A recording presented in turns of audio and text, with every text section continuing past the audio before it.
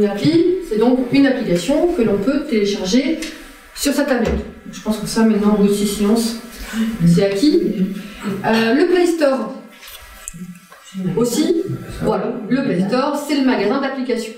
Donc c'est donc dans le Play Store ou l'App Store si vous avez une tablette iPad. Voilà, c'est donc dans le Play Store que l'on va aller rechercher l'application que l'on souhaite installer sur sa tablette. D'accord ? Le replay. Vous avez sûrement aussi tous entendu parler du replay. Donc le replay, c'est la possibilité de revoir une émission de télévision qui est déjà passée et qui, quelquefois, est déjà passée de quelques heures. Le replay est disponible généralement très rapidement après la diffusion télé. Bonjour Jacqueline. Bonjour. Quel bénéfice vous tirez de cet apprentissage tablette numérique ? Déjà de me servir d'une tablette qui était rangée dans un fond d'un placard et qui ne servait à rien.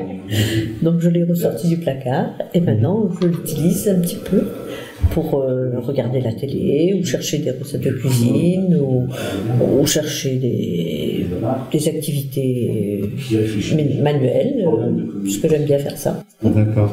Ouais. Et vous Gérard? Moi j'essaie de retarder mon obsolescence programmée. J'essaye de me maintenir, on va dire, à jour, sachant que tout passe maintenant par l'informatique et la tablette fait partie de cet élément-là. On entend tous parler des impôts par Internet et autres applications. Bon, j'essaie de, on va dire, garder la tête axée quand même sur un peu d'informations numériques quand on a besoin. D'accord. Je vous remercie. De rien. Bonne fin de journée. Bonjour Morgane. Bonjour. Vous êtes médiatrice numérique à la médiathèque de Plouzané. Quel était le but de cet atelier tablette numérique aujourd'hui? Alors aujourd'hui, cet atelier était le dernier d'une série de 6 séances de 2 heures qui permettait donc aux participants d'appréhender, de mieux maîtriser leur tablette numérique et donc d'en découvrir toutes les fonctionnalités. Par ailleurs, pourriez-vous me communiquer une personne qui est un acteur du numérique et qui pourrait nous parler aussi de ce métier-là, médiateur numérique? Alors pour vous parler du métier de médiateur numérique, vous avez Anthony Offret dans le monde du numérique, dans le pays de Brest. Merci beaucoup pour ce renseignement. De rien. Bonne journée. Merci. Bonjour. C'est quoi pour vous aujourd'hui la médiation numérique? Alors d'abord, c'est quelque chose qui a plusieurs formes. La médiation numérique, ça peut être autant l'apprentissage pour un public de savoir se servir des outils numériques ordinaires, l'ordinateur, le smartphone, les tablettes, etc.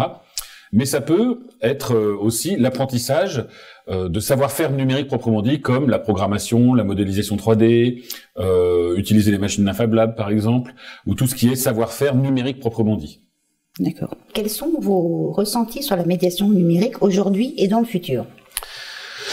Donc aujourd'hui, je pense que la médiation numérique, je pense que c'est un besoin social. C'est-à-dire que beaucoup de gens ont encore besoin d'apprendre le numérique. Il y a une enquête qui s'appelle Capacity, qui est menée par le groupe d'intérêt scientifique Marsouin et la Fondation Internet Nouvelle Génération, la FING, qui montre qu'en fait, aujourd'hui, le numérique est un facteur d'inégalité, dans le sens où il n'est pas facteur d'inégalité directement, mais les gens qui savent le mieux aller chercher les informations sur Internet, les tutoriels, les MOOC, les formations à distance, s'en servent et apprennent plus de choses et augmentent leur pouvoir d'agir. Alors que ceux qui savent pas le faire, le font pas.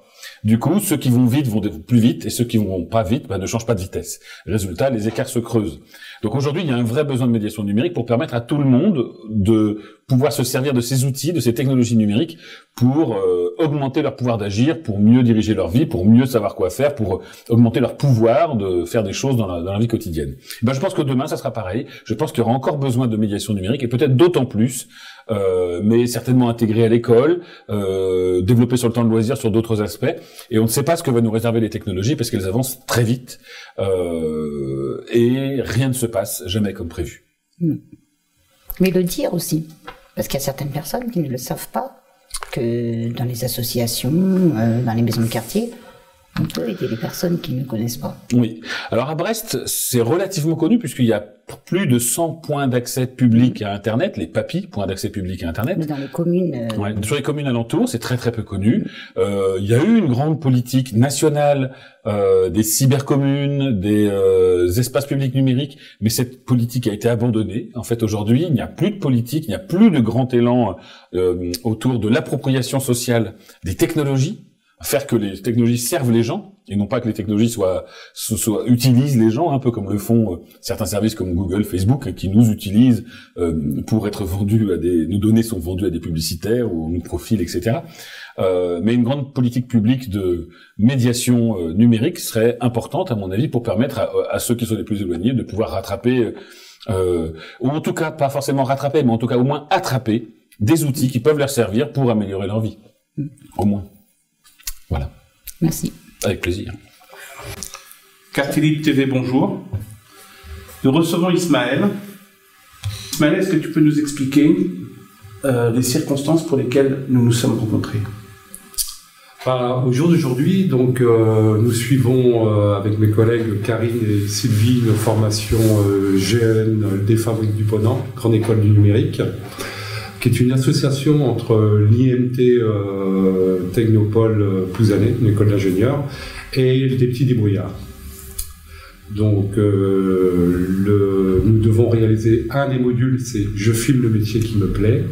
Et nous avons décidé d'un commun accord avec Sylvie et Karine de faire appel à l'association brestoise KT Libre TV, qui pour nous, vous êtes un acteur du numérique.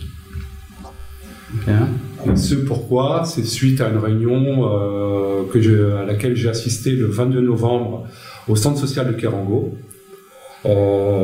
sur l'accès Internet en habitat social, où j'ai pu rencontrer Martine, qui a très bien parlé du numérique et du lien social qu'ils peuvent avoir autour de tout l'Internet, etc.